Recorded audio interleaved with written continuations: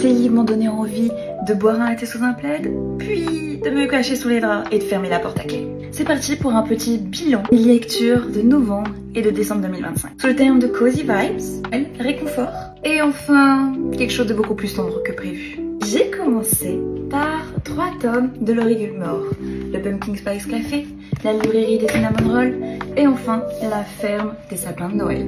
Si tu aimes les petits téléfilms de Noël, les romances, les petites villes telles que Gilmore Girls, l'automne, le café et les librairies, c'est exactement ça. Cherche pas plus loin, ces livres sont faits pour toi.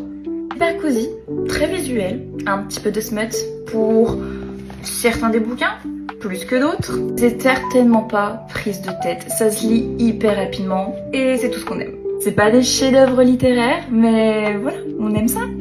La littérature facile. Suite de lecture de Sophie Germain. Un cœur pour Noël et Santa Secret. Mignon, rapide. Pareil, c'est téléfilm pour Noël, mais cela se lise en tant que calendrier de l'Avent. Donc c'est un chapitre par jour, c'est vraiment fait pour le mois de décembre. Je vous le conseille pour l'année prochaine.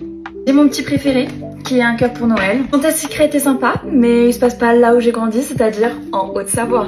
Et j'ai terminé les 2 derniers tomes de La femme de ménage de Frida McFadden. Et honnêtement, impossible de lâcher. Malsain, addictif, frustrant parfois, et terriblement efficace. J'ai lu certaines scènes avec la boule au ventre. Il y a quand même certains trigger warnings. Celui-ci est nul à chier. Celui-là est bien, comme les 2 premiers. Donc si tu veux une lecture pour te sentir bien, les petites romances que je vous ai conseillées. Et si tu veux te sentir mal et continuer quand même et vouloir lire jusqu'à la fin, essayer de comprendre, je te conseille Frida. Dis-moi en commentaire si t'es plutôt team ou team thriller. Abonne-toi si tu veux plus de bilan lecture.